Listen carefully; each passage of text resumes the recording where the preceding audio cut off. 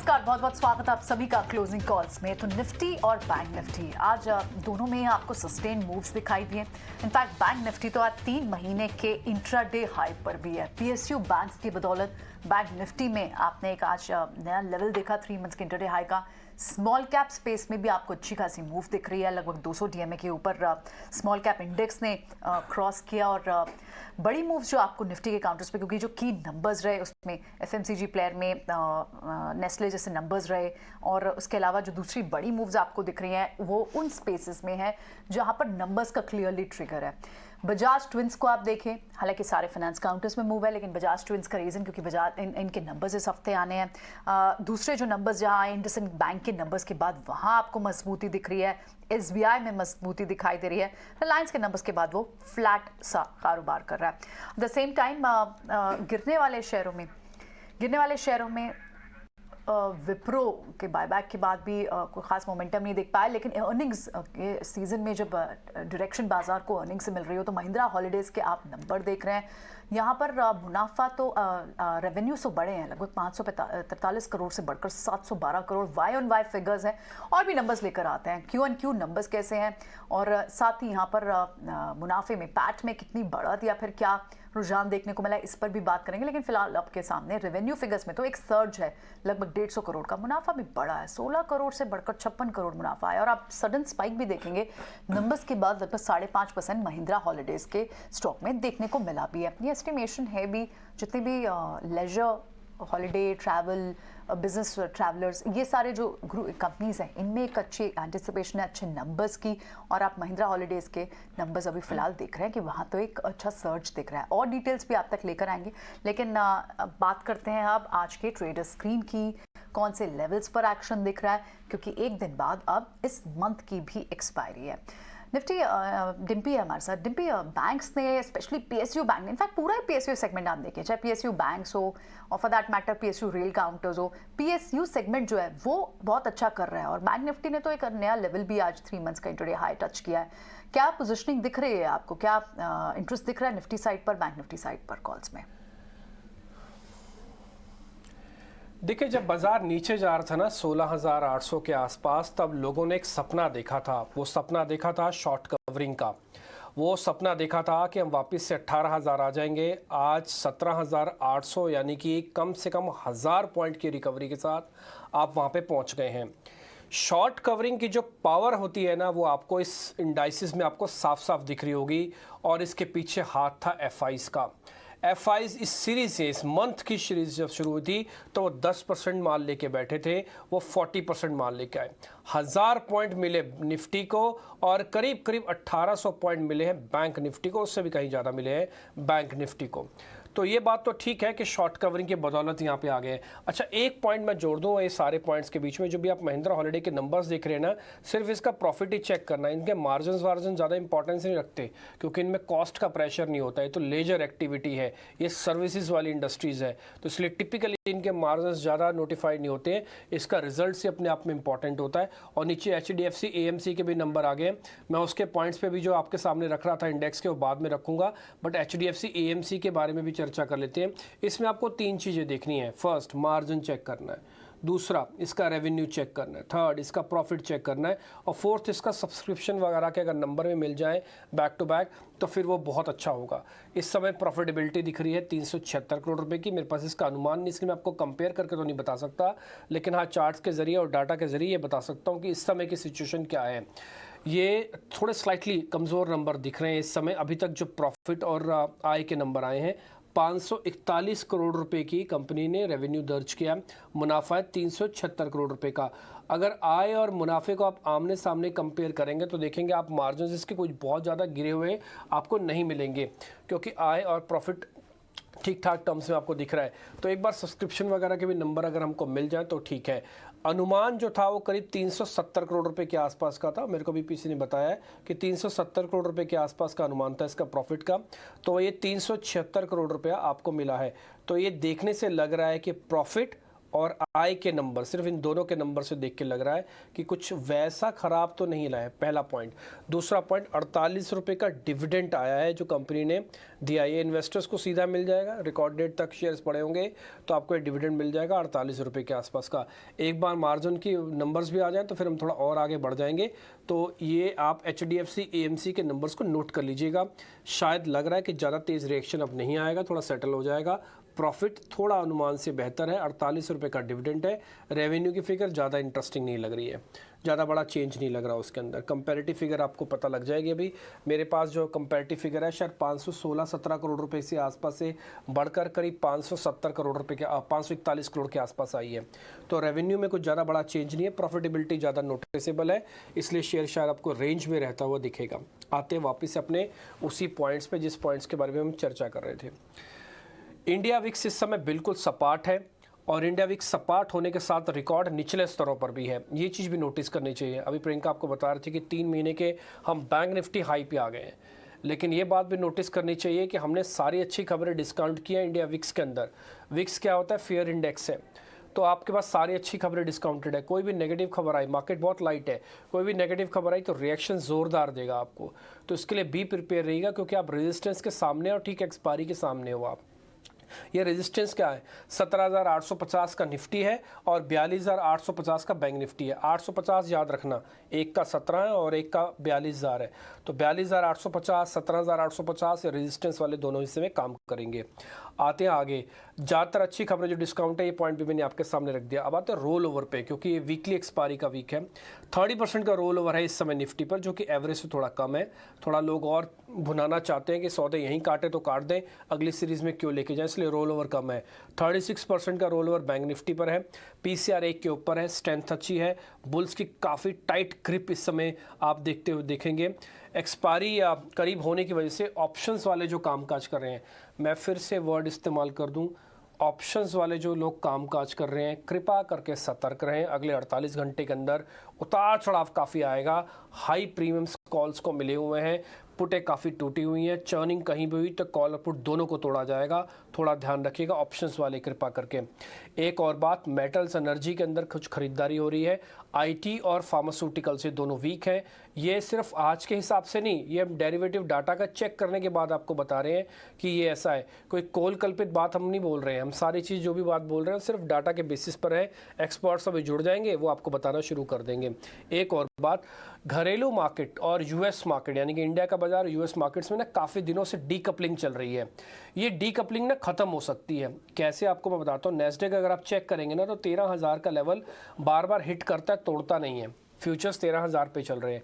अगर वहाँ से कोई डिप आया ना तो इंडियन मार्केट भी 17,850 का रेजिस्टेंस लेके डिप ले सकता है। थोड़ा ध्यान रखिएगा, ये डीकपलिंग वाला हिस्सा कनेक्ट हो सकता है।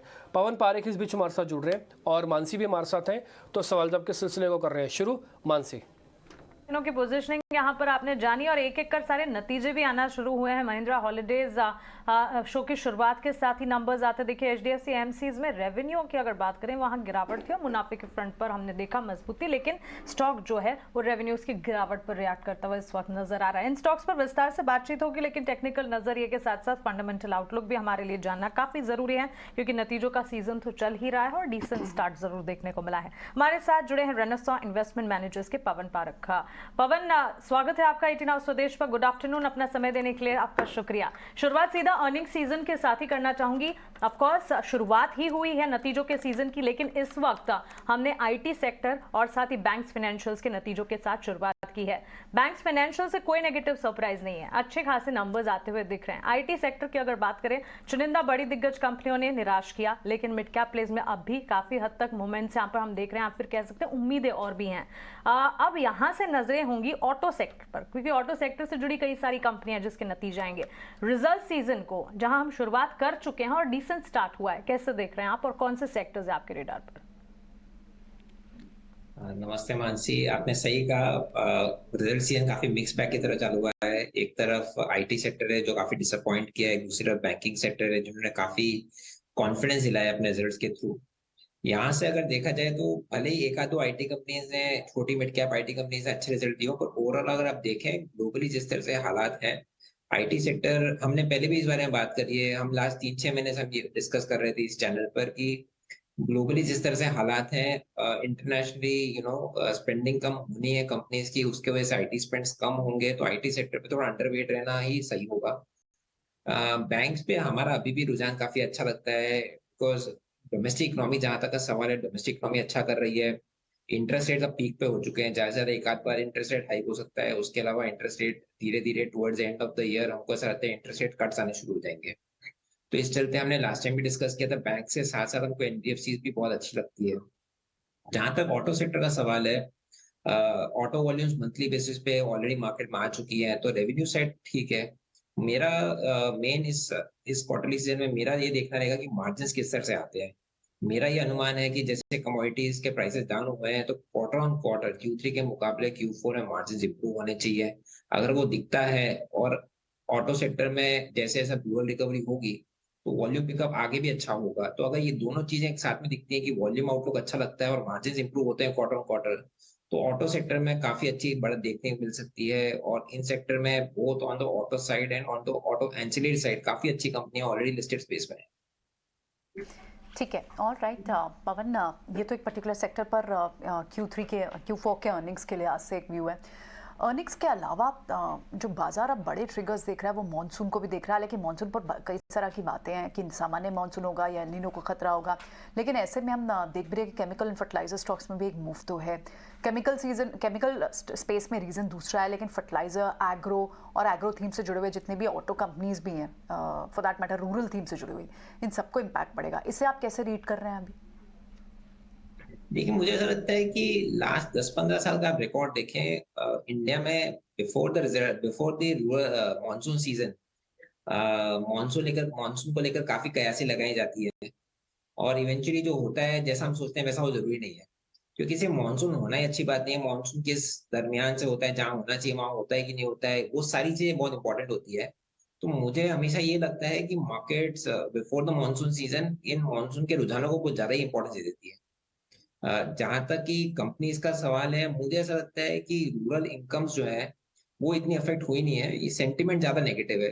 धीरे धीरे समय के साथ ये सेंटिमेंट भी इंप्रूव होगा। तो रूरल थीम्स रिलेटेड जितने भी स्टॉक्स हैं, एग्रोकेम की बात अलग है, क्योंकि एग्रोकेम में जहां तक हम सुन रहे हैं कि ऑलरेडी चैनल में इन्वेंट्री काफी है, तो एग्रोकेम में क्या हो सकता है कि हो सकता है भले ही रूरल रिकवरी आ जाए, पर एग्रोकेम में वो तेजी दिखे ना दिखे कोई जरूरी नहीं है। पर रूरल को खेलने के जो दूसरे तरीके हैं, जैसे आप रूरल एनबीएफसी खेल सकते हैं, माइक्रो फाइनेंस खेल सकते हैं, आप टू व्हीलर्स खेल सकते हैं। मुझे ऐसा लगता है रूरल थीम को खेलने के लिए ये सारे थीम्स बेटर है वर्सेस एग्रोकेमिकल। पवन जी, एक चीज़ और बताइए, जैसे अभी अर्निंग्स का सीज़न चल रहा है, आपको कहीं पे और अर्निंग डिसअपॉइंटमेंट दिखता है? क्योंकि अभी कंप्लीट नहीं हुआ सर, ये 15 मई तक चलेगा, तो कहीं पे आपको लगता है कि हाँ, यहाँ पे सेट ऑफ नंबर्स थोड़े सरप्राइज कर सकते हैं? अभी तो काफ़ी बड़ी कंपनीज के नंबर आने बाकी हैं। राइट, नहीं एक्चुअली ये केमिकल स्पेस जो है, इसको अभी भी क्लैरिटी नहीं है, बिकॉज कमोडिटीज लास्ट 6 महीने काफी वोलेटाइल रही है। और इन बहुत सारी केमिकल कंपनीज का एक्सपोर्ट्स में बड़ा रेवेन्यू आता है। तो लास्ट 6 महीने से जैसे हमने डिस्कस किया कि एक्सपोर्ट्स में एनवायरनमेंट इतना कंड्यूसिव नहीं है। तो ये एक सेक्टर है जहां पर आपको थोड़ा सा कॉशियस रहना चाहिए। दूसरा एक और सेक्टर ये है कि कुछ कुछ कंज्यूमर डिस्क्रिशनरी वैसे बहुत बड़ी थीम है, पर कंज्यूमर डिस्क्रिशनरी के अंदर कुछ कुछ छोटे छोटे सेगमेंट्स हैं, जैसे कि कंज्यूमर ड्यूरेबल्स ले लीजिए। इनमें हो सकता है कि ये क्वार्टर में बिकॉज ऑफ डिमांड इश्यूज, और बीच में मानसून आ गए थे तो समर डिले हो गया था, उसके वजह से अर्निंग्स थोड़ी खराब हो सकती है। तो ये कुछ एक सेक्टर्स हैं जहां पर इन्वेस्टर्स को कॉशियस रहना चाहिए। फार्मा स्पेस पर, स्पेशली डोमेस्टिक फार्मा, घरेलू फार्मा कंपनियों पर आपका टेक क्या है? क्या आप वहां पर पॉजिटिव स्टांस रखते हैं? क्योंकि इन दिनों हम देख रहे हैं कई सारी खबरें आ रही हैं, इनफैक्ट प्राइमरी मार्केट की भी अगर बात करें, आईपीओ की भी अगर बात करें, नए एंट्रेंस हैं, और फार्मा हेल्थ केयर डायग्नोस्टिक काफ़ी हद तक डिफेंसिव के तौर पर भी बाजार को संभालने का काम आए दिन करते हैं। आज सुबह ही बायोकॉन से जुड़ी भी एक खबर आई, सीरम के साथ करार की बायोकॉन की, आम की खबर थी, ऑलमोस्ट $15 करोड़ की यहाँ पर इन्वेस्टमेंट की खबरें आई हैं। ये सारी की सारी चीज़ें स्पेस के लिए काफ़ी पॉजिटिव साउंड हो रही है। क्या आपको लगता है इस सेक्टर पर भी नज़र होनी चाहिए? नहीं, जरूर जरूर होनी चाहिए। और डोमेस्टिक फार्मा स्पेस है, इसका अगर आप सेक्टर देखें तो ये सेक्टर काफी एफएमसीजी टाइप सेक्टर है। यहाँ पर ब्रांड बहुत इंपॉर्टेंट रोल प्ले करते हैं, इंडिया में डिस्ट्रीब्यूशन बहुत इंपॉर्टेंट रोल प्ले करता है। तो ये डोमेस्टिक और ग्रॉसली अंडरपेनिट्रेटेड सेगमेंट है इंडिया में, जो फार्मा की जितनी स्पेंड होनी चाहिए पर कैपिटा बेसिस पे हम बहुत उससे कम चल रहे हैं। तो अगर आप लॉन्ग टर्म के हिसाब से देखें तो डोमेस्टिक फार्मा बहुत ही ज्यादा प्रॉमिसिंग स्टोरी है। पर यहाँ पर एक बहुत बड़ी प्रॉब्लम है वैल्यूएशंस की। जैसे आप डायग्नोस्टिक स्पेस में देखेंगे कि आज से 2 साल पहले स्टॉक्स बहुत ज्यादा महंगे वैल्यूएशन चल रहे थे। धीरे धीरे लोगों को लगा कि इसमें कंपटीशन जेन्युइन आएगी, और जो आई भी है, और धीरे धीरे यहाँ पर वैल्यूएशन क्रैश हुआ है। तो यहाँ पर लॉन्ग टर्म अपॉर्चुनिटी बहुत अच्छी है, ग्रोथ बहुत अच्छी है। पर फ्रॉम एन इन्वेस्टमेंट पर्सपेक्टिव आप देखिए, वैल्यूएशन नाम की भी एक चीज होती है जो बहुत इंपॉर्टेंट होती है। यहाँ पर काफी सारे सेगमेंट्स में जितनी आप एमएनसी फार्मा कंपनी देख लेंगे तो काफी एक्सपेंसिव वैल्यूएशंस पर है। डायग्नोस्टिक स्पेस काफी एक्सपेंसिव वैल्यूएशंस पे है। तो अगर आपको डोमेस्टिक फार्मा खेलना है तो एक तो आपको वैल्यूएशंस पे काफी पारखी नजर रखनी है, और दूसरा साथ में जिनको डोमेस्टिक फार्मा खेलना है, मुझे ऐसा लगता है उनको हॉस्पिटल जैसा सेक्टर भी फार्मा में इंक्लूड करके देखना चाहिए, क्योंकि वो भी at the end of the day है फार्मा स्पेंड। धीरे धीरे वहां पर भी पेनिट्रेशन बढ़ेगा, वहां एमएनए एक्टिविटीज हो रही है, कंपनी अच्छे कैश फ्लो जनरेट कर रही है, आरओई जनरेट कर रही है। तो एक तो वैल्यूएशंस पे थोड़ा सा कॉशियस, वैल्यूएशंस देखकर खरीदें, और दूसरा हॉस्पिटल्स को भी ध्यान में रखें, वो भी एक सेक्टर काफी प्रॉमिसिंग है। पवन, थैंक्स वेरी मच ये सारी डिटेल्स और ये सारे एनालिसिस हमसे शेयर करने के लिए। आपसे जल्दी फिर मुलाकात होती है। चलिए बढ़ते हैं आगे और अब मार्केट्स पर टेक्निकल व्यू भी लेते हैं, क्योंकि आज अगर बैंक्स में इतनी बड़ी तेज़ी है, अच्छी तेज़ी है, और निफ्टी भी अब आप 17,800 के पास देख रहे हैं, तो यहाँ से क्या लॉन्ग के मौके होने चाहिए या फिर कोई, हालांकि कंसोलिडेशन के बाद आज आपको ये वन साइड मूव दिख रही है। टेक्निकल व्यू बाजार पर बताने के लिए राजेश पालविया और ध्वनि हमारे साथ हैं। राजेश, क्या करना चाहिए अब इंडेक्स पे, यहाँ से क्या व्यू बनेगा? क्या 17,800 ऑलमोस्ट एक बार के लिए आ गया है, क्या यहाँ से अब भी लॉन्ग के ट्रेड होंगे या फिर थोड़ी सी प्रॉफिट बुकिंग की भी सलाह होगी?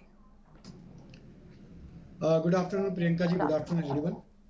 सो देखिए, ट्रेड तो लॉन्ग साइड का ही रखना है, क्योंकि मार्केट का टेक्सचर बुलिश है, और जिस तरीके से हमने देखा है कि बेस हायर साइड पे शिफ्ट होते हुए दिख रहे हैं, और जो भी छोटी मोटी डिप मिल रही है यहाँ पे एक बाइंग इंटरेस्ट देखने को मिल रहा है, और most of the beaten down sectors में भी अब हमने देखा है कि एक अच्छा बाइंग यहाँ पे बनते हुए दिखा, और बैंकिंग एंड फाइनेंशियल एक अच्छे अपमूव को यहाँ पे कंटिन्यू करते हुए दिख रहा है।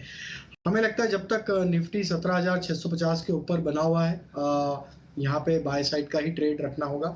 छोटे मोटे डिप में यहाँ पे ऐड करें पोजीशन, और हायर साइड पे 17,800 के आसपास हम ट्रेड कर रहे हैं, और जैसे ये लेवल क्रॉस होगा क्लोजिंग बेसिस पे, तो हमें लगता है कि another round of short covering भी यहाँ पे प्ले आउट होते हुए दिखे, क्योंकि most of the call writers अब अपनी पोजीशन 17,800 के स्ट्राइक पे अनवाइंड करते हुए दिख रहे। तो हमें लगता है कि अगर ये 17,800 के लेवल को क्रॉस करेगा तो 18,000 की तरफ निफ्टी में मूव कंटिन्यू होते हुए दिखेगा।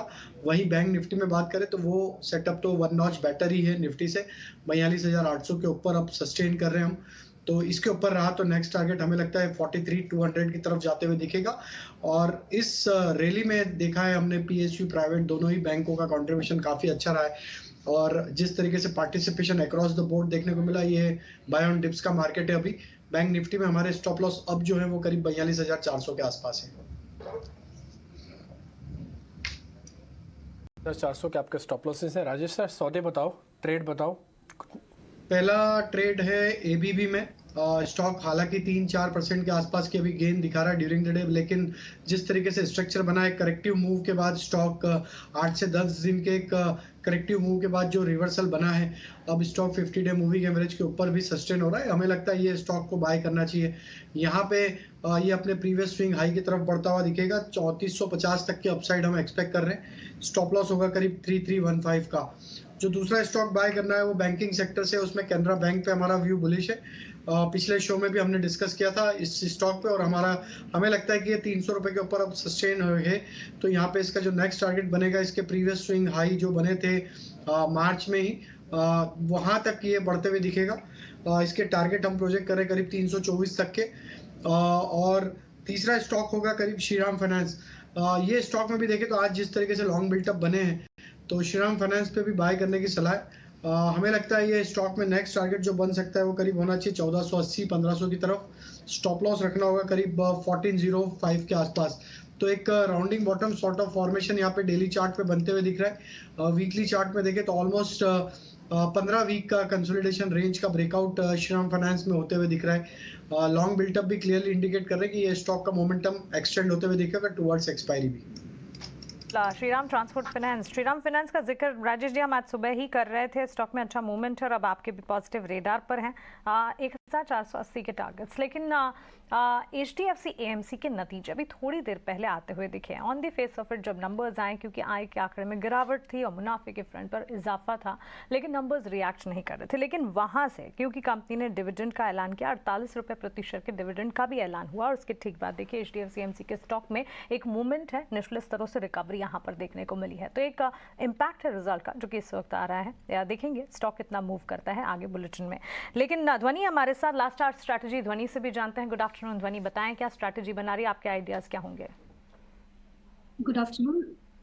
मेरी तरफ से यहाँ पे ओवरऑल इंडेक्स पे 17,850 का लेवल है जो मुझे क्रूशियल लेवल लगता है, क्योंकि पहले हमने जो इसमें फॉल देखी थी वहां पे एक 50% का फिबोनाची लेवल मीट होता है, तो उसे क्रॉस करना बहुत इंपॉर्टेंट रहेगा निफ्टी के लिए for further any long side of trade.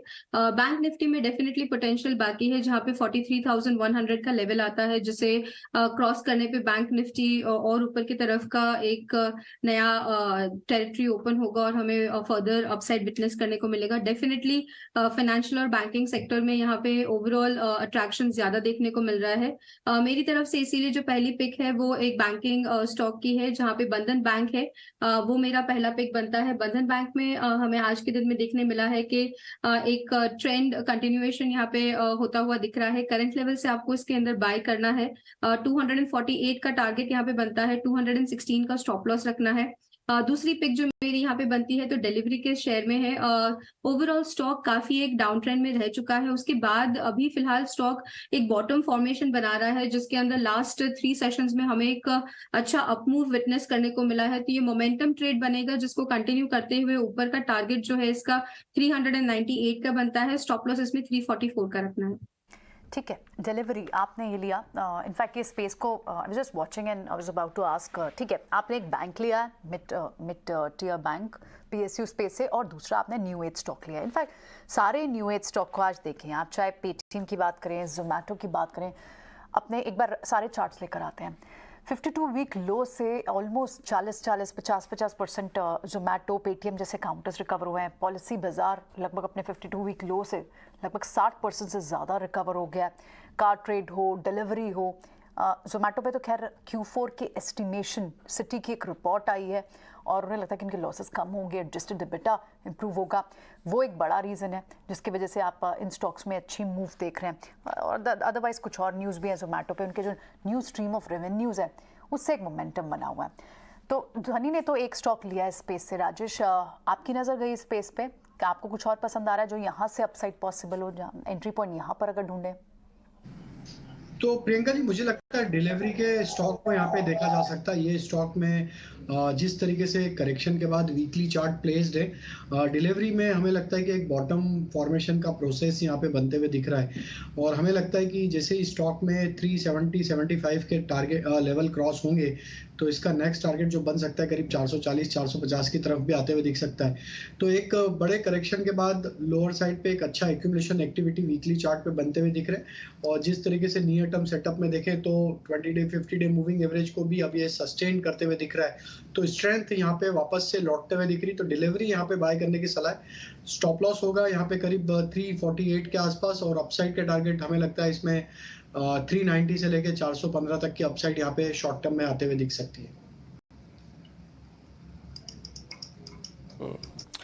एकदम से जब पूरे बाजार की चर्चा हो रही थी ना, आजकल अडानी ग्रुप के शेयर्स की चर्चा ही नहीं होती है, ना हम पूछते हैं ना सामने वाला बताता है, इसलिए गुम से हो जाते हैं। ध्वनि, बताओगे कुछ अडानी स्टॉक्स के बारे में? पूछें। जी बिल्कुल डिम्पी, यहाँ पे अडानी स्टॉक्स डेफिनेटली एक थोड़ा उसमें बोलते हैं जो इसके अंदर एक्साइटमेंट थी वो फिजल आउट हो चुकी है। वो स्टॉक के चार्ट्स में भी दिखती है। ओवरऑल अगर हम दूसरे अडानी स्टॉक्स की बात कर रहे हैं, जैसे अडानी पोर्ट है, तो उसमें हमें मोमेंटम मिसिंग आउट सा लग रहा है, जहाँ पे कोई भी एक मोमेंटम नहीं है। आप ACC का चार्ट उठा लीजिए, अंबुजा का, तो मोमेंट्स आते हैं बट इसके अंदर जो एक इसके अंदर वो होना चाहिए कि पुश होना चाहिए बुल पावर का, वो इसके अंदर मिसिंग लगता है। आज के दिन में हमने अदानी एंटरप्राइज में भी देखा कि एक अप मूव आई है, बट वो विटनेस करना, जो एक प्रेशर इसमें बाइंग प्रेशर बनना चाहिए, वो मिसिंग था ओवरऑल।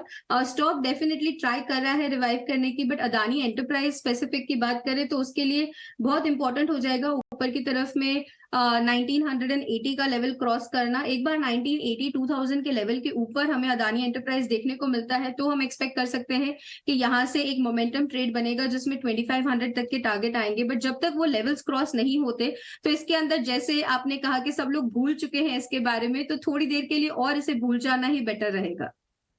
ठीक है, चलिए we hear you and we read between the lines Dhwani. बिल्कुल, चलिए ये तो रहा है अडानी ग्रुप स्टॉक्स पर, लेकिन एक और स्टॉक है जो कि रिएक्ट कर रहा है एक खबर के चलते, जो फ्लैश आप इस वक्त देख रहे हैं। इंडिया मार्ट इंटरमेश कंपनी की बोर्ड बैठक होने वाली है 28 अप्रैल को। इस बोर्ड बैठक में बोनस शेयर पर कंपनी का बोर्ड विचार कर सकता है। ये खबर है जो कि एक्सचेंजेस पर है, लेकिन साथ ही स्टॉक प्राइस मूवमेंट करीब 2-2.5% तक की मजबूती। इंडिया मार्ट इंटरमेश के चार्ट चेक राजेश जी कीजिए।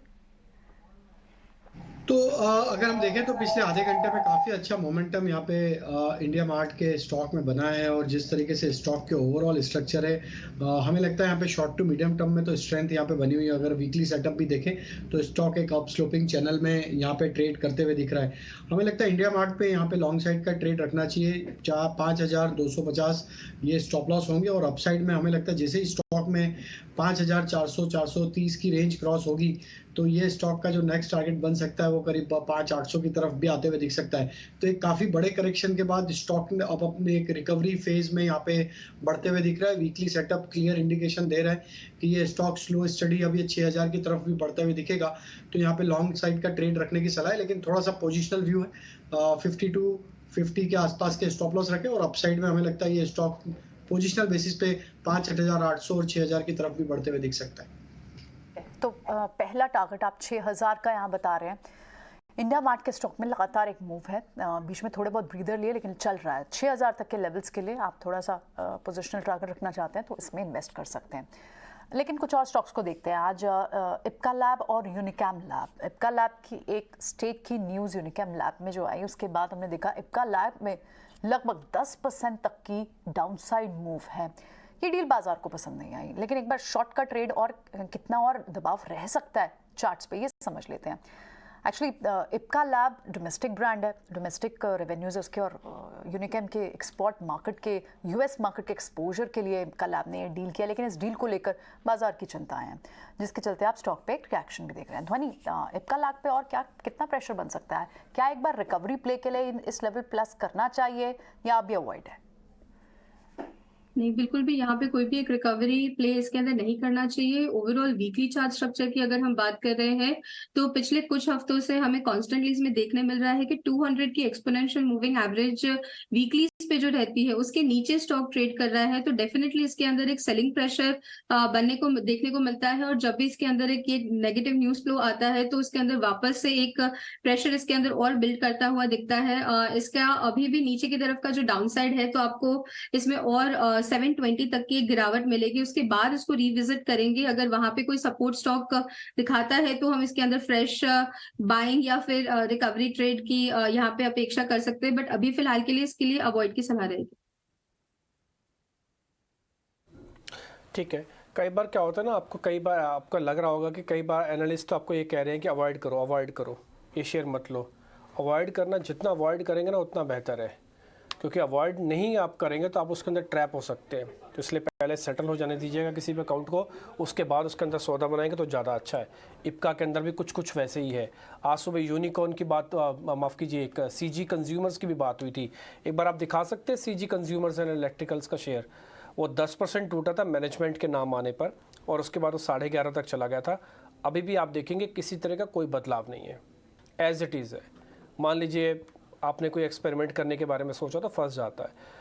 जब भी शेयर के अंदर, खासकर कैश वाले शेयर्स के अंदर, जब भी 10% के आसपास का स्विंग आए, 5% का स्विंग आए, वेट कुछ दिन रुक जाइए, उसके बाद सेटल हो जाने दीजिए, फिर देखते हैं उसके अंदर क्या करना चाहिए। आगे बढ़ते हैं। राजेश सर, ये रिलायंस इंडस्ट्रीज़ ना उस जगह पर आ गया है जब ये रिजल्ट्स के बाद गैप पे खुला था, यानी कि 2375 2380 के आसपास का ये क्लोज कर रहा है, तो कुछ सौदा कन्वर्ट कर सकते हैं। ये रिजल्ट्स का इम्पैक्ट खत्म हो गया, गैप खुला, नीचे चला गया, वापस उसी रेट पे आ गया है। कुछ ट्रेड ले सकते हैं रिलायंस इंडस्ट्रीज पर? डिम्पी जी, ट्रेड लॉन्ग साइड का ही लेना होगा, क्योंकि स्ट्रक्चर जिस तरीके से बन रहे हैं हमें लगता है ये स्टॉक एक अपवर्ड मोमेंटम की तरफ बढ़ते हुए दिखेगा। रिजल्ट के पहले भी हमने डिस्कस किया था कि हमें लगता है सूनर और लेटर ये स्टॉक 2430 की तरफ बढ़ते हुए दिख सकता है। तो ट्रेड लॉन्ग साइड का ही रखेंगे। स्टॉप लॉस जो रखने होंगे वो होंगे करीब 2350 के आसपास। अपसाइड में हमें 2430 2440 तक की अपसाइड यहाँ पे इमीडिएट आते हुए दिख रही है। मार्केट एक नए जोन की तरफ भी बढ़ रहा है। 17,800 का ब्रेकआउट होगा तो हमें लगता है कि यहाँ कहीं ना कहीं रिलायंस की भी एक पार्टिसिपेशन रहेगा, जिसके चलते निफ्टी 17,800 के लेवल को क्रॉस करने में यहाँ से एक फ्रेश ब्रेकआउट यहाँ पे बनाता हुआ दिखेगा। तो रिलायंस हमें लगता है बिल्कुल यहाँ पे कंट्रीब्यूट करेगा इस रैली में, तो बाय करना चाहिए 2440 के टारगेट के लिए। इस रैली में करेगा रिलायंस पार्टिसिपेट, और ऑलरेडी यहाँ पर पार्टिसिपेशन नजर भी आ रही है। तो बाय यानी कि खरीदारी की राय इस वक्त मिलती हुई आपको रिलायंस पर 2377 के लेवल्स पर। लेकिन 3 बज गए हैं और वक्त है हमारी खास सेगमेंट खबर गरम है का।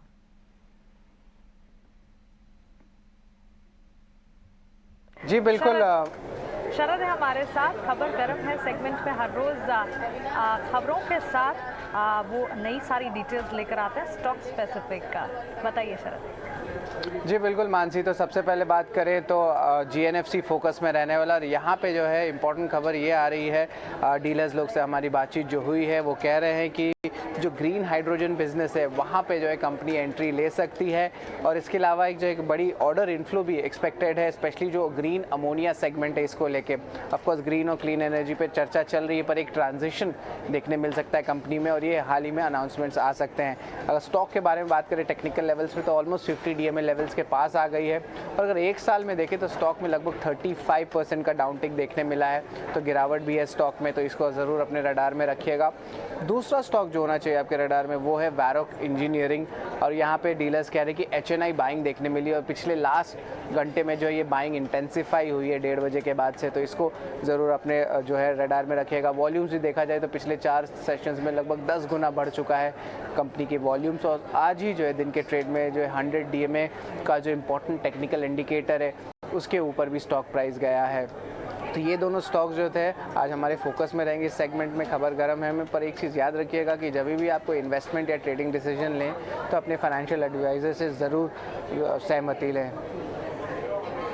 खबर गरम है स्टॉक्स में बताने के लिए और स्टैंडर्ड डिस्क्लोजर भी बताने के लिए आपके एडवाइजर से सहमति लेने के बाद ही आप यहाँ पर स्टॉक्स में कोई आप डील या कोई ट्रेड करने की कोशिश करें, क्योंकि सूत्रों के हवाले से हमें खबरें मिल रही है और हम आप तक पहुंचा रहे हैं। इन स्टॉक्स में रिएक्शन इस वक्त तो नजर आ रहा है। वैरोक इंजीनियरिंग के काउंटर को देखो, ऑलमोस्ट 5% गैप मूव है। पिछले साल से लेकर अब तक के अगर शेयर के परफॉर्मेंस को देखें एक एक्शन देखने को मिला है। राजेश जी, वैरोक इंजीनियरिंग या फिर GNFC, क्योंकि GNFC भी हमारे खबर गरम है सेगमेंट का स्टॉक है। ग्रीन अमोनिया सेगमेंट में ऑर्डर्स मिलने की उम्मीद है।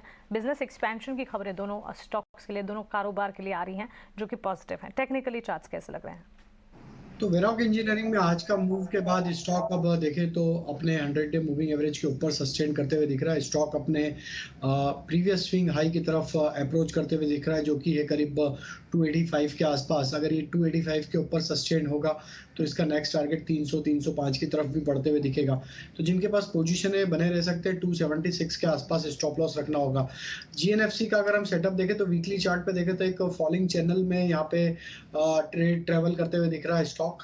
लेकिन अगर हम देखें तो ये जिस तरीके से नियर टर्म सेटअप बने हैं स्टॉक में, एक स्ट्रेंथ यहाँ पे लौटते हुए दिख रही है। अगर स्टॉक इस रिकवरी में 550 के लेवल को क्रॉस करने में कामयाब होगा तो एक यहाँ पे ब्रेकआउट बनेगा वीकली चार्ट पे, जो कि स्टॉक को फिर नेक्स्ट टारगेट 600 की तरफ भी लेके जा सकता है। तो GNFC में पोजीशन होल्ड की जा सकती है लॉन्ग साइड की।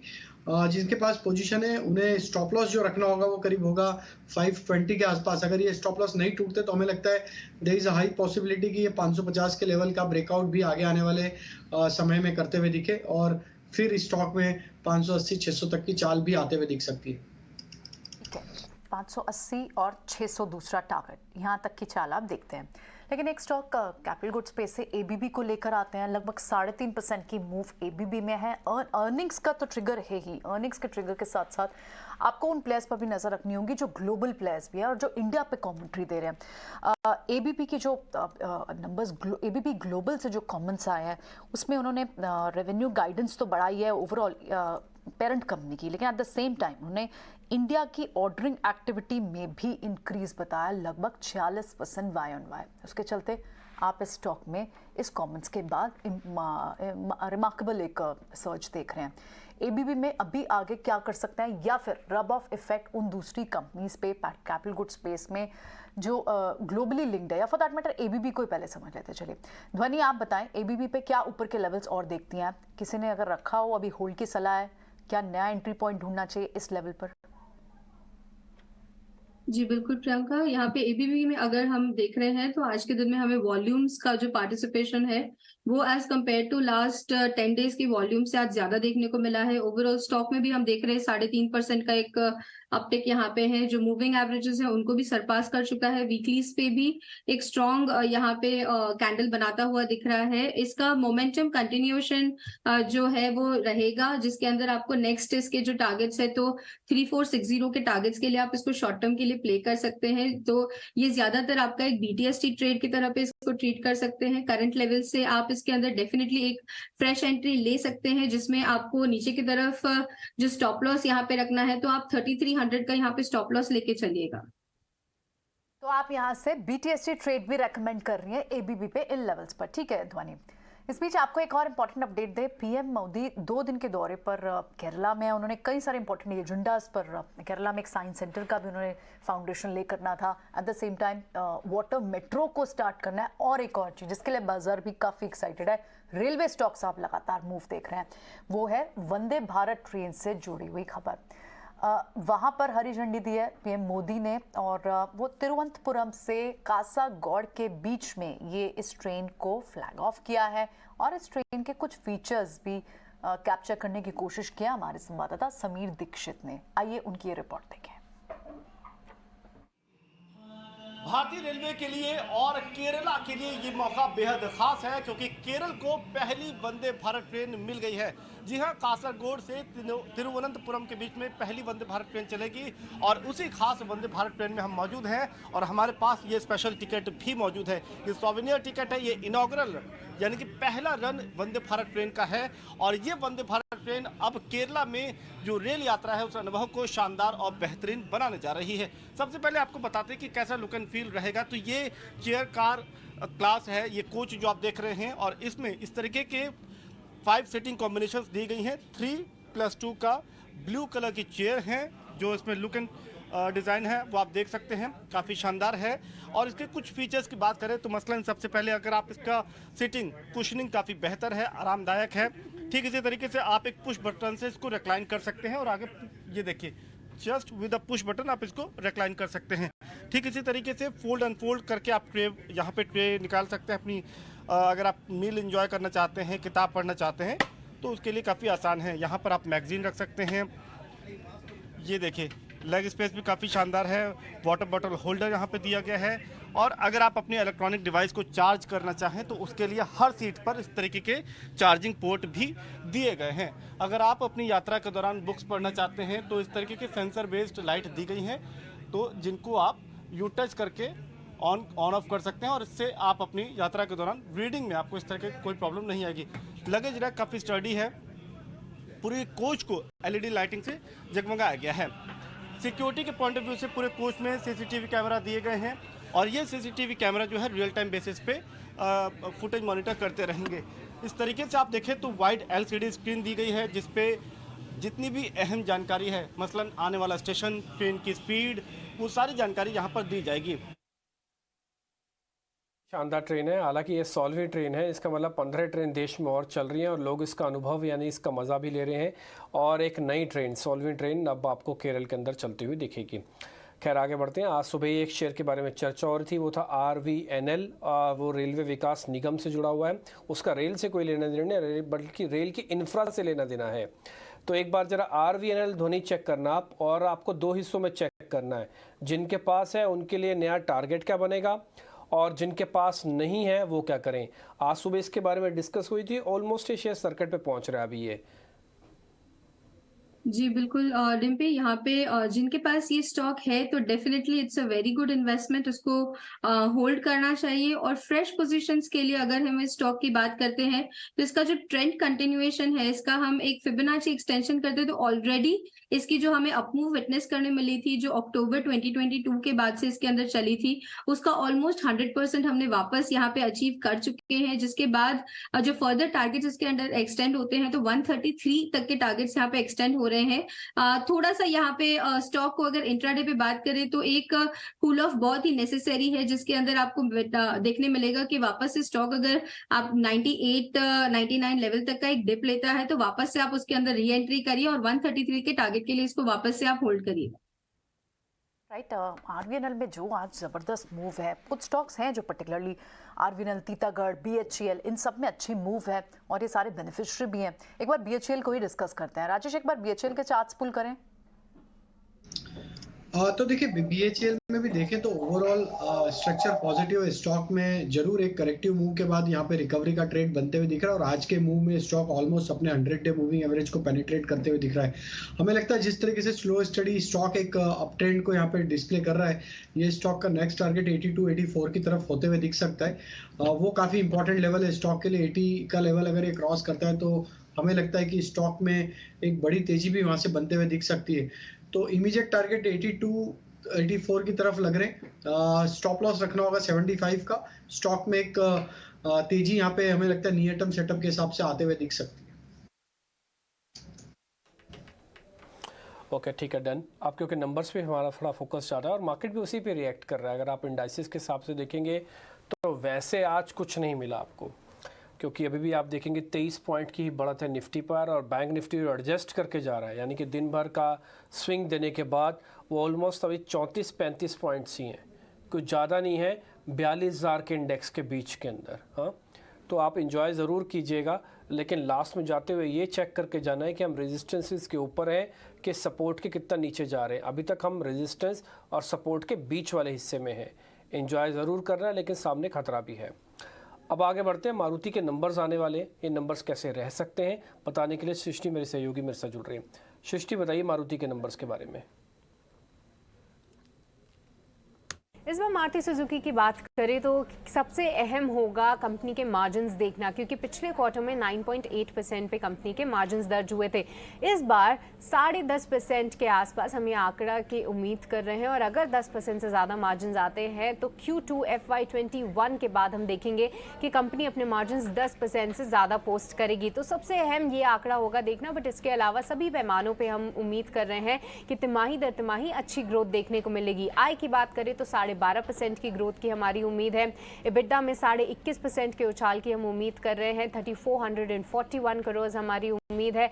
मार्जिन हमने बताया ही कि 10.5% के आसपास हम अनुमान लगा के चल रहे हैं, और मुनाफे में 6.5% के ग्रोथ के साथ 2502 करोड़ ये आंकड़ा आते हुए दिख सकता है। रियलाइजेशंस की बात करें तो जिस तरीके से कंपनी ने प्राइस हाइक्स लिए हैं, वॉल्यूम्स इंप्रूव होते हुए नजर आए हैं, वहां पे 3% की ग्रोथ रहेगी। SUV का जो मार्केट शेयर है उसमें बहुत ज्यादा सुधार तो नहीं हुआ है, पर हाँ देखना काफी इंपॉर्टेंट होगा कि आगे के लिए किस तरीके का कंपनी आउटलुक देख रही है। काफी सारे नए लॉन्चेस भी हुए हैं, उसको लेकर भी क्या बुकिंग नंबर सामने आ रहे हैं उस पे भी नजर रहेगी। और आखिरी में जो कि डीलर्स अभी हाईलाइट कर रहे हैं कि धीरे धीरे करके जो कार की बुकिंग नंबर्स है उसमें थोड़ी कटौती हो रही है, उस पे कंपनी का क्या कहना है इस पे भी हमारी नजर रहेगी। तो मारुति सुजुकी के नंबर्स का इंतजार है। ठीक है, नंबर्स के साथ जुड़े हुए क्या क्या इंपॉर्टेंट पॉइंट्स हैं, सब कुछ सृष्टि आपको बता रही थी। उम्मीद करते हैं आपने अच्छे से नोट कर लिया होगा। हालांकि कल भी जब तक नंबर्स नहीं आएंगे हम आपके सामने सारी बातें रखते चलेंगे। राजेश सर, कोई रणनीति है मारुति के अंदर ट्रेड करना चाहिए? कोई ज़रूरी नहीं है, ज़बरदस्ती नहीं है, नहीं है तो आप पास भी कर सकते हैं, छोड़ दो। ऐसा नहीं है कि पैसे ख़राब करने के लिए थोड़ी बैठे हैं सर।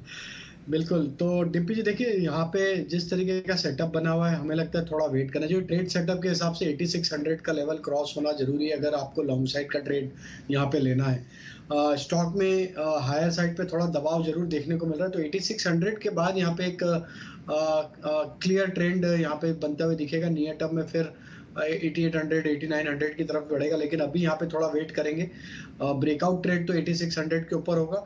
डाउन साइड में जो सपोर्ट है इसका इमीडिएट वो है करीब 8350 के आसपास।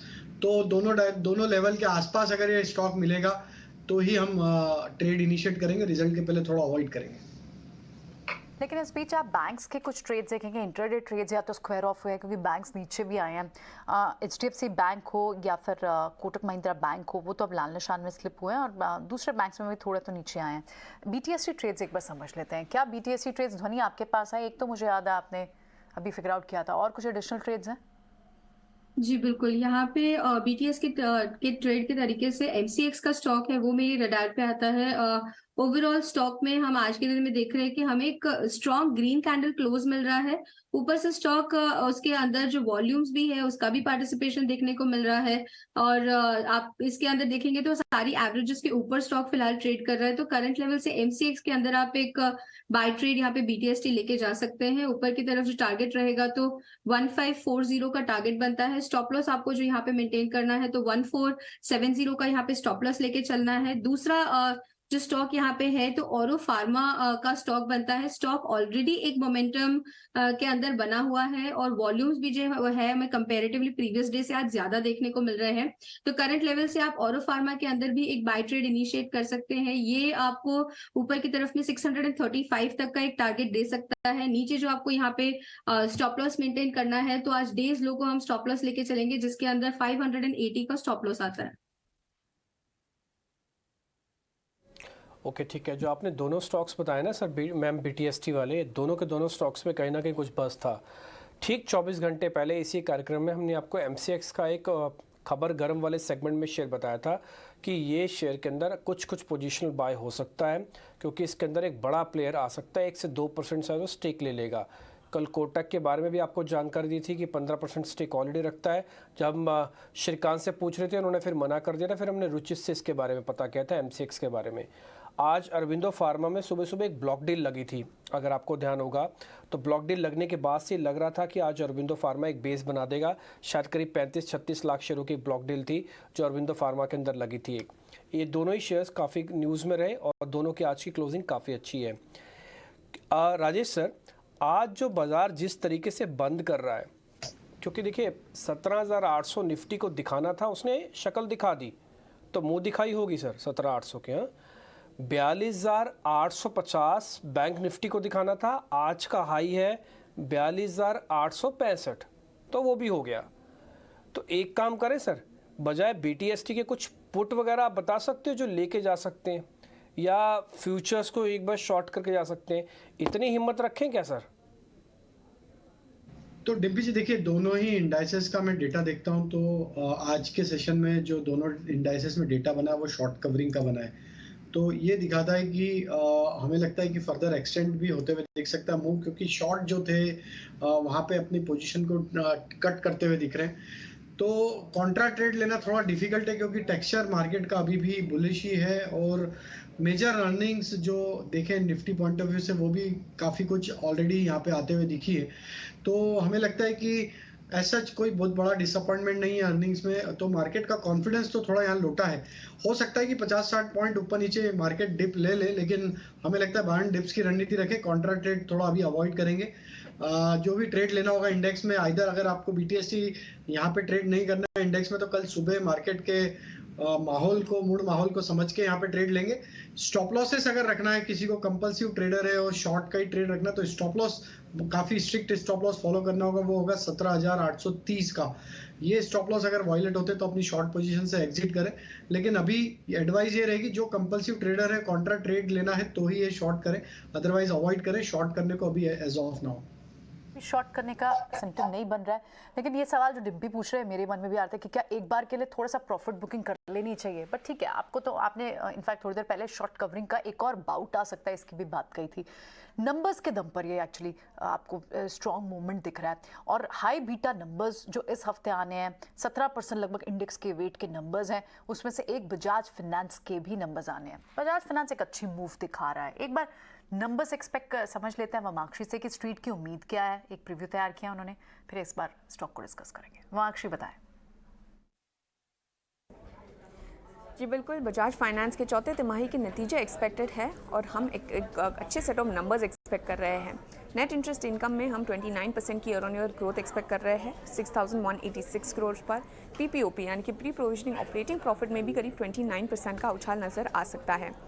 मुनाफा में करीब 23% की ईयर ऑन ईयर ग्रोथ नज़र आ सकती है और मुनाफा करीब 2,978 करोड़ पर एक्सपेक्टेड है बजाज फाइनेंस के लिए। प्रोविजंस अगर हम देखें सिक्वेंशियली डिक्लाइन हो सकते हैं 841 करोड़ से 829 करोड़ पर। तो ओवरऑल अगर हम देखें एक मजबूत क्वार्टर की उम्मीद की जा रही है ग्रोथ और प्रॉफिटेबिलिटी को लेकर। नेट इंटरेस्ट इनकम का जो ईयर ऑन ईयर मोमेंटम है वो भी काफ़ी मजबूत रह सकता है ईवीएम को ट्रेंड को देखते हुए।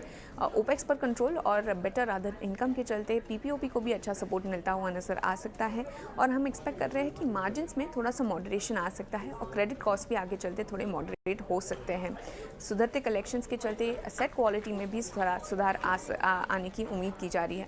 तो ओवरऑल ये थे सारे एक्सपेक्टेशंस बजाज फाइनेंस को लेकर, मगर कुछ इंपॉर्टेंट कमेंट्री जो आपको अपने रेडार पर रखनी होगी वो होगी कंपनी की ग्रोथ मोमेंटम को लेकर। क्या कंपनी ये ग्रोथ मोमेंटम को सस्टेन कर पाएगी, कंपटीशन क्या हो रहा है स्पेस में, इस पर कंपनी का क्या आउटलुक है, एनआईएम्स को लेकर कमेंट्री और उनके नए प्रोडक्ट लॉन्चेस को लेकर कमेंट्री, वो कैसे स्केल अप कर रहे हैं ये नए लॉन्चेस, इस पर हमें ज़्यादा फोकस करना होगा।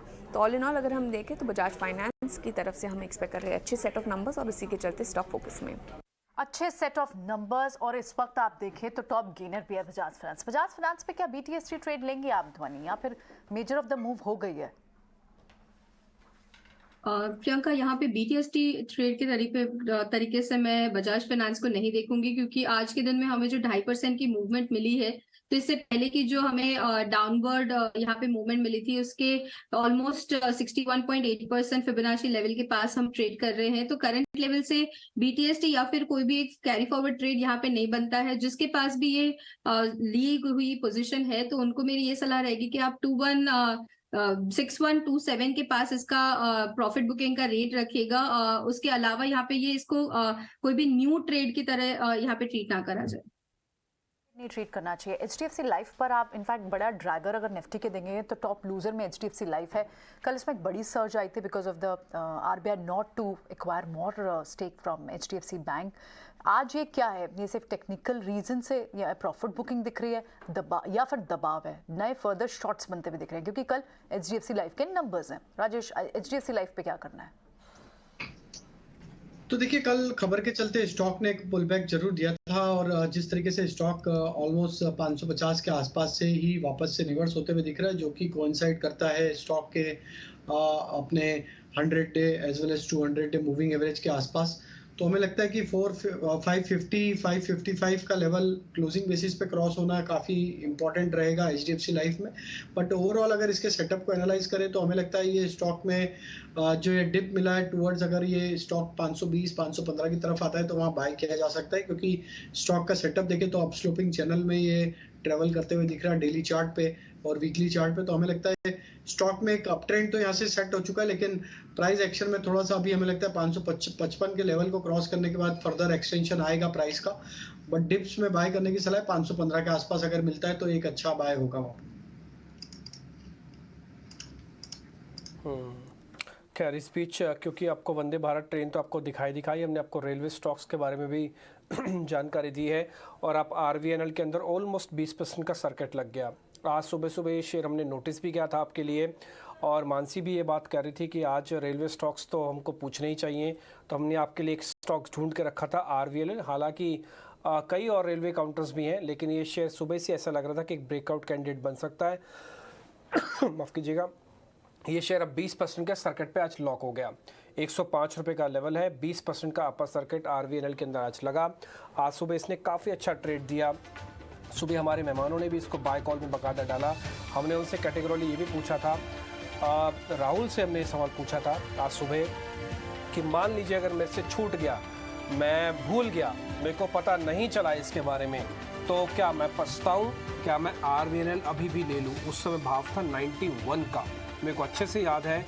उस समय भाव था 91 का और अब भाव है 105 का। राहुल जी ने हमारा हौसला बढ़ाया और ये कहा कि नहीं, आप पछताइए नहीं, आपको पश्चाताप नहीं करना है, बल्कि आपको तो सेकंड राउंड के लिए तैयारी करनी है और 90 के बाद ये शेयर और चलेगा। तो और चला, आज लगा 20% का सर्किट। राइट्स जो रेलवे से जुड़ी हुई एक और कंपनी है, ये भी आज अपने 10% के सर्किट पे, ऊपरी सर्किट पे आज लॉक हुई है। ये रेलवे कंपनीज के इतिहास में रेयर है, या मैं बोलूँगा अब तक ये सबसे लंबी रैली है जो रेलवे काउंटर्स में हमने आती हुई देखी है। ऐतिहासिक रहा, चुनावी साल है, आपको पता है जब सरकार जाएगी देश के लोगों के सामने पटल पे पहुंचेगी तो वहाँ पे यही चीज़ें गिनवाई जाएंगी। ये 16वीं वंदे भारत ट्रेन अभी आप देख रहे थे, सड़कों का जाल है। खबर तो ये है कि हो सकता है कि एक फेज़ दिल्ली मुंबई रेलवे का और भी शुरू कर दिया, रोडवेज का और भी शुरू कर दिया जाए। ऑलरेडी जयपुर तक दिल्ली मुंबई भी शुरू कर दिया गया है। तो जो इंफ्रा पे खर्च हुआ, खासकर ट्रांसपोर्टेशन के मीन्स ऑफ ट्रांसपोर्टेशन पे, वो ऐतिहासिक है। अब तक चाहे एयरपोर्ट्स की बात करें, रेलवेज़ की बात करें और चाहे रोडवेज़ की बात करें, तीनों फ्रंट पे सरकार का काम काबिल तारीफ रहा।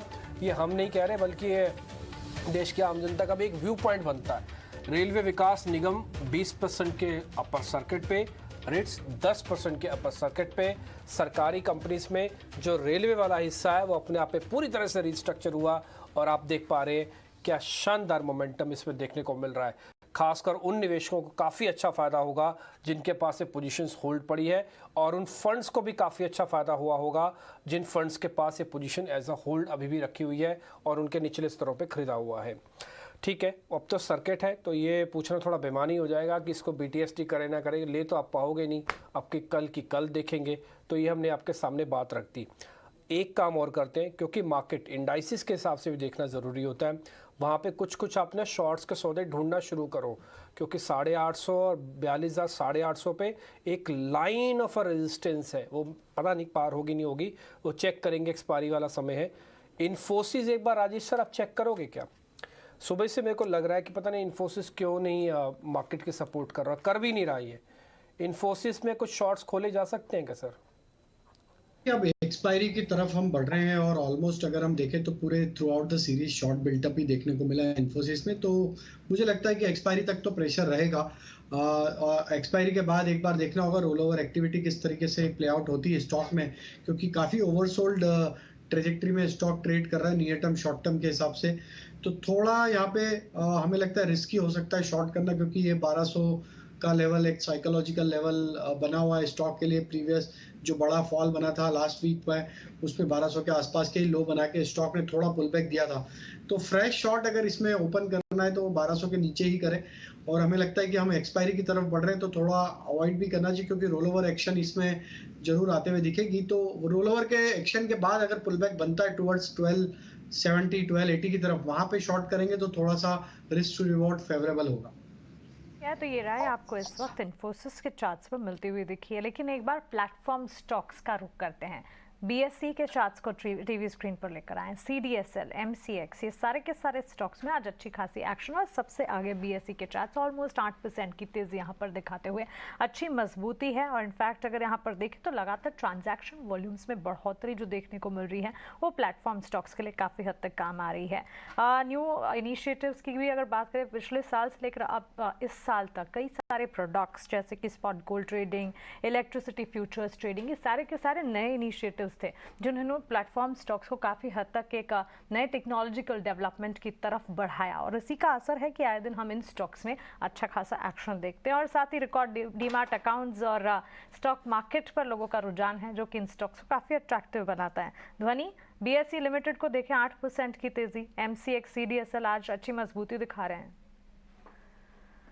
जी बिल्कुल, यहाँ पे MCX डेफिनेटली हमने एक यहाँ पे BTST ट्रेड की तरफ कैरी फॉरवर्ड करा है। BSE को भी यहाँ पे अगर देखते हैं तो BSE की भी आज जो मूवमेंट आई है और उसके साथ जो वॉल्यूम्स का पार्टिसिपेशन है वो भी बहुत ही शानदार पार्टिसिपेशन हमें देखने को मिल रहा है। ये मोमेंटम ट्रेड आपको फर्दर कंटिन्यू करता हुआ दिखेगा।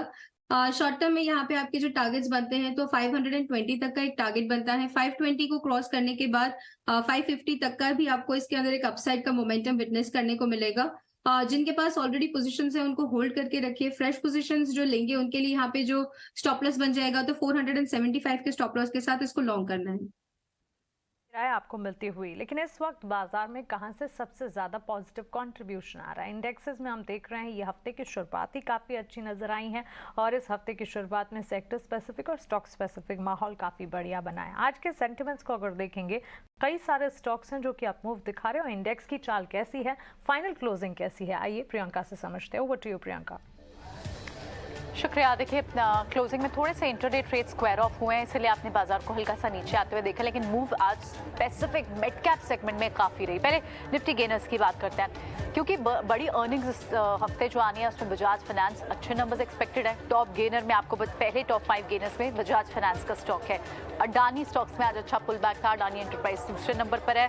ब्रिटानिया के, नेस्ले के नंबर्स आए तो अब नजर ब्रिटानिया पे भी है, वहाँ वॉल्यूम ग्रोथ एक्सपेंशन थी। ब्रिटानिया भी आपका टॉप गेनर है। बजाज ट्विंस दोनों ही है इस पैक में, और इनफैक्ट दूसरे जो स्टॉक्स हैं इंडसइंड पोस्ट नंबर्स भी अच्छी मूव दिखा रहा है। बैंक्स में ओवरऑल मोमेंटम अच्छा है। लूजर्स में हालांकि HDFC लाइफ, ये एक टेक्निकल रीजन भी हो सकता है क्योंकि कल स्टॉक में अच्छी सर्ज थी, आज प्रेशर है और कल नंबर से पहले ये एक ट्रेड स्क्वायर ऑफ होते हुए दिख रहा है।